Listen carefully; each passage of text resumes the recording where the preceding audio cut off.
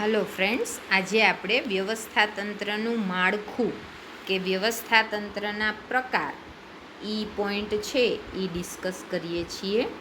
હવે વ્યવસ્થાતંત્ર છે એ અલગ અલગ પ્રકારના હોય છે. જે મુજબનું એકમ હોય, જે મુજબનો એકમનું સ્વરૂપ અથવા તો પ્રકાર હોય એ રીતે વ્યવસ્થાતંત્રનો પ્રકાર છે એ પસંદ કરી શકાય. એવું બિલકુલ નથી કે એક એકમમાં એક જ પ્રકારનું વ્યવસ્થાતંત્ર છે એ જ કામે લગાડી શકાય. તમે અલગ અલગ કાર્ય માટે અલગ અલગ પ્રકારના વ્યવસ્થાતંત્ર પણ ઉપયોગમાં લઈ શકો છો. વ્યવસ્થાતંત્રના મુખ્ય 5 પ્રકારો છે. તમારો VSQSનો પ્રશ્ન છે, કયા કયા પ્રકારો? તો કે રૈખિક વ્યવસ્થાતંત્ર, કાર્યાનુસાર વ્યવસ્થાતંત્ર, વૈધિક વ્યવસ્થાતંત્ર, અવૈધિક વ્યવસ્થાતંત્ર અને 5મું શ્રેણિક વ્યવસ્થાતંત્ર. એમાંથી આજે આપણે રૈખિક વ્યવસ્થાતંત્ર છે એ જોઈશું. હવે રૈખિક વ્યવસ્થાતંત્ર છે એ નામ મુજબ જ એક રેખામાં જેની સત્તાને જવાબદારી છે એ ડિટેલ્ડમાં આપેલી છે. તમે આકૃતિમાં જોઈ શકો છો. બીજી બાબત કે તમને યુનિટ નંબર 1માં આકૃતિ આવેલી હશે, યુનિટ નંબર 2 અને 3માં આકૃતિ નથી. એટલે જ્યાં આકૃતિ ટેક્સ્ટ બુકમાં આપેલી છે એ ફરજિયાત દોરવી, જેનાથી તમારું ઇમ્પ્રેશન છે પેપર રાઇટિંગમાં એ ખૂબ સારું રહે છે. રૈખિક વ્યવસ્થાતંત્ર તમે સમજાવો એટલે તમારે બાય ડિફોલ્ટ આકૃતિ દોરી જ નાખવાની થાય અને પછી સમજ આપવાની થાય. હવે તમને પ્રશ્ન થશે કે બેન 3 માર્કનો જ પ્રશ્ન પૂછાય છે આમાંથી, તો આપણે કેટલું લખવું? તો ટુ ધી પોઈન્ટ લખવું, આડું અવડું કશું જ લખવું નહીં. સૌથી પહેલાં પ્રસ્તાવના 2 થી 3 લાઈન, પછી રૈખિક વ્યવસ્થાતંત્રની આકૃતિ અને આકૃતિ પછી એની સમજ, બસ આટલું જ. તમારે વધારે કશું લખવાની જરૂર રહેતી નથી. હવે રૈખિક વ્યવસ્થાતંત્ર એટલે શું? તો કે તમને એનામાંથી જે VSQS કે MCQS પૂછાય છે તો સૌથી સરળ પ્રકાર છે, સૌથી જૂનો પ્રકાર છે રૈખિક વ્યવસ્થાતંત્ર એ. અને લશ્કરમાં એનો બહુ જ ઉપયોગ થાય છે. કેટલા વર્ષોથી લશ્કરમાં એનો ઉપયોગ થતો એટલે એને લશ્કરી વ્યવસ્થાતંત્ર પણ કહે છે. એટલે આ તમને MCQS અને VSQSમાં પૂછાય છે. બીજી બાબત તો કે અહીંયા સત્તાનું કેન્દ્રીકરણ છે એ ઉચ્ચ સપાટીએ થયેલું હોય. તમે જોઈ શકો છો આકૃતિમાં કે સૌથી ઉચ્ચ સપાટી, સૌથી પહેલાં સંચાલક મંડળ છે. તો સત્તા સૌથી વધારે કોની પાસે હોય? તો કે ઉચ્ચ સપાટી પાસે. અને એ સીધી રેખામાં, એની જે રેખા છે, જવાબદારીની રેખા છે, એ સીધી લીટીમાં નીચેની તરફ તળ સપાટી તરફ વહે છે.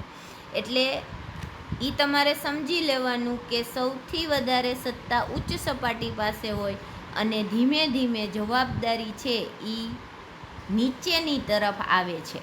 એટલે આ બાબત છે એ તમારે ધ્યાને રાખવાની છે. પછી જ્યારે સત્તા સોંપણી થાય, એટલે કે સત્તા આપવામાં આવે તો એ પછી ધીમે ધીમે નીચેની તરફ રૈખિક દિશામાં નીચેની તરફ ઉતરે છે. એટલે કે સંચાલક મંડળ હોય, જનરલ મેનેજરને સત્તા આપે. જનરલ મેનેજર છે એ ઉત્પાદન વિભાગના અધિકારીને આપે, વહીવટી વિભાગના અધિકારીને આપે અને વેચાણ વિભાગના અધિકારીને સત્તા આપે. પછી એની નીચે ઉત્પાદન વિભાગ છે તો એ ખરીદ અધિકારીને સત્તા આપે ને ઉત્પાદન અધિકારીને સત્તા આપે. એટલે એની સત્તા વહેંચાઈ જાય. એવી જ રીતે વહીવટી વિભાગમાં વહીવટી અધિકારી ને હિસાબી અધિકારી, એવી રીતે વેચાણ વિભાગમાં વેચાણ અધિકારી અને વિજ્ઞાપન અધિકારી. હવે આ બધા અધિકારીઓ થયા, એની નીચેના ક્લાર્કને અથવા તો સુપરવાઇઝરને તેના કામ પૂરતી સત્તા આપે છે. તો એ રીતે સાદી સમજ છે એ આ છે. હવે તમને જો રચના આપેલી છે એટલે તમારે વ્યવસ્થિત રીતે વાણિજ્ય વ્યવસ્થાની જ ભાષામાં લખવાનું રહેશે. એટલે બીઓના વાક્યો છે એ પોતાની રીતે તૈયાર કરશો નહીં, જેમ આપેલા છે એમ જ પાકા કરશો. આ પ્રકારના વ્યવસ્થાતંત્રમાં સમગ્ર ધંધાકીય એકમને જુદા જુદા વિભાગોમાં વહેંચી દેવામાં આવે છે. અહીંયા સૌથી વધારે મહત્ત્વનું વાક્ય છે વિભાગ. અહીંયા કાર્યનું કાંઈ કામ હોતું નથી, પણ વિભાગને મહત્ત્વ આપવામાં આવે છે. એટલે કોઈ પણ કાર્ય હોય તો એ જુદા જુદા વિભાગમાં વહેંચી દેવામાં આવે. પછી અલગ અલગ વિભાગીય અધિકારીની નિમણૂક કરવામાં આવે. પછી વિભાગીય અધિકારી છે એ પોતાના વિભાગના કાર્ય માટે ઉપરી અધિકારીને જવાબદાર હોય છે. એટલે ખરીદ અધિકારી હોય તો એ કોને જવાબદાર હોય? તો કે ઉત્પાદન વિભાગના અધિકારીને. એવી રીતે જવાબદારી છે એ પોતાના તરતના ઉપરી અધિકારી તરફ હોય છે. વિભાગીય અધિકારીને તેના પોતાના વિભાગ માટે જરૂરી એવી તમામ સત્તા આપવામાં આવે છે. એટલે વહીવટી વિભાગનો અધિકારી હોય તો એને પોતાના વિભાગ પૂરતી બધી સત્તા હોય, પણ એને વેચાણ વિભાગ કે ઉત્પાદન વિભાગની પછી કોઈ સત્તા આપવામાં આવતી નથી. એટલે પોતાના વિભાગ પૂરતી બધી સત્તા એ પોતાનાથી નીચેના અધિકારીઓને સોંપશે જરૂરી સત્તાઓએ, પણ બીજા વિભાગમાં સત્તાનું કામ કરી શકશે નહીં, પોતાની સત્તાનો ઉપયોગ કરી શકશે નહીં.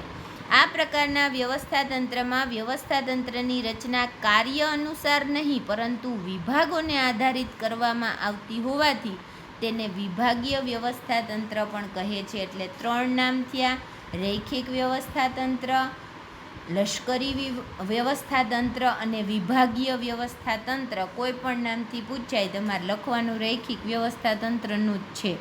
બરાબર. એવું નામ શું કામ આપવામાં આવ્યું? તો કે અહીં કાર્યને મહત્ત્વ આપવામાં આવતું નથી પરંતુ વિભાગને મહત્ત્વ આપવામાં આવે છે, અને વ્યવસ્થાતંત્રની રચના વિભાગ આધારિત થાય છે, એટલે એનું નામ વિભાગીય વ્યવસ્થાતંત્ર છે.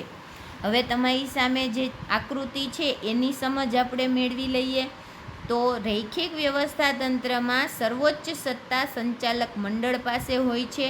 આપણે જોતા જઈએ કે સૌથી પહેલાં કોણ છે? તો કે સંચાલક મંડળ, એટલે સર્વોચ્ચ સત્તા એની પાસે. જેઓ નીતિ વિષયક નિર્ણયો લે છે તેમની પાસેથી જનરલ મેનેજર જરૂરી સત્તા મેળવે છે. એટલે સંચાલક મંડળ છે એ નીતિ વિષયક નિર્ણયો લઈ લેશે, પછી કામ કોને કરવાનું છે? તો કે જનરલ મેનેજરને, એટલે એને સત્તા આપશે. જનરલ મેનેજરનું સ્થાન મુખ્ય વહીવટી અધિકારી તરીકેનું છે. એણે બધા ઉપર વહીવટ કરવાનો છે, ધ્યાન રાખવાનું છે. જે સંચાલક મંડળ દ્વારા લેવાયેલા નિર્ણયોનો અમલ વિભાગીય અધિકારીઓ પાસે કરાવે છે. એણે બધાને કાર્યની સોંપણી કરવાની છે, અને એ કાર્ય કરે છે કે નહીં એની દેખરેખ રાખવાની છે. એટલે એ શું કરશે?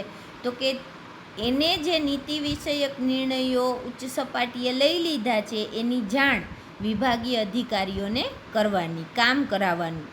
ઉપરનો જે ચાર્ટ તમે જોવો છો એમાં વ્યવસ્થાતંત્ર ઉત્પાદન, વેચાણ અને વહીવટી એમ 3 વિભાગમાં વહેંચાયેલું છે.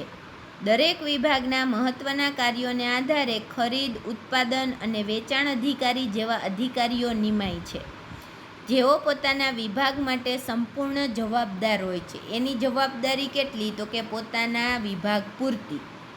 આ અધિકારીઓના હાથ નીચે સુપરવાઇઝર, ફોરમેન અને કારકુનો જેવા કર્મચારીઓ કાર્ય કરે છે. એટલે એની દરેકની નીચે એક વિભાગના અધિકારી હોય, ખરીદ અધિકારી, તો એની નીચે ક્લાર્ક હોય, સુપરવાઇઝર હોય, ફોરમેન હોય, કામદાર હોય, બધાય હોય. અને ફોરમેનોના હાથ નીચે કામદારો કાર્ય કરે છે. આમ રૈખિક વ્યવસ્થાતંત્રમાં સત્તા ઉચ્ચ સપાટીથી તળ સપાટી તરફ જાય છે. એટલે સત્તા સૌથી વધારે કોની પાસે હોય? તો કે સંચાલક મંડળ પાસે. એ ધીમે ધીમે નીચેની તરફ આવે, એટલે સત્તા છે એ ઉપરથી નીચે આવે, ઉચ્ચ સપાટીથી તળ સપાટી. જ્યારે જવાબદારી છે એ તળ સપાટીથી ઉચ્ચ સપાટી તરફ જાય છે. એટલે કામદારો છે એને કોને જવાબ આપવો પડે? તો કે ફોરમેનને. ફોરમેન કોને જવાબ આપે? તો કે સુપરવાઇઝરને. સુપરવાઇઝર કોને હિસાબ આપે? તો કે ઉત્પાદન અધિકારીને. ઉત્પાદન અધિકારી કોને જવાબ આપે? તો કે ઉત્પાદન વિભાગના અધિકારીને. ઉત્પાદન વિભાગનો અધિકારી કોને રિપોર્ટ કરે? તો કે જનરલ મેનેજરને. અને જનરલ મેનેજર કોને જણાવે? તો કે સંચાલક મંડળને. એટલે સત્તા ઉપરથી નીચેની તરફ અને જવાબદારી નીચેથી ઉપરની તરફ જાય છે. હવે આ નીચેની લીટી જે આપેલી છે એ મોસ્ટ આઈએમપી VSQS છે. હું વારંવાર લીટી કરાવું છું, અંડરલાઇન કરાવું છું એટલા માટે કે તમને ક્યારેક ખબર જ નથી પડતી કે આ પાઠમાં આ વાક્ય અથવા તો આ વાત આ સમજ ક્યાં આપેલી છે? તો જે ધંધાકીય એકમોમાં એકમનું કદ નાનું હોય અને કાર્યક્ષેત્ર મર્યાદિત હોય તેમજ અંકુશ અને શિસ્તના પ્રશ્નો ઓછા હોય તેવા પ્રકારના એકમમાં આ વ્યવસ્થાતંત્ર વધુ અનુકૂળ હોય છે. આ પ્રકારની વ્યવસ્થાતંત્ર છે એ ક્યાં વધારે જોવા મળે છે? તો કે જે એકમનું કદ નાનું હોય, જ્યાં કાર્યક્ષેત્ર ખૂબ મર્યાદિત હોય અને અંકુશ અને શિસ્તના પ્રશ્નો ઓછા હોય.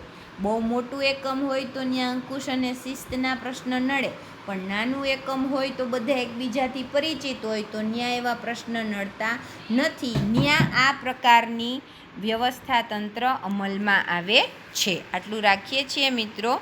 બીજા પ્રકારનું વ્યવસ્થાતંત્ર કાલે જોઈશું.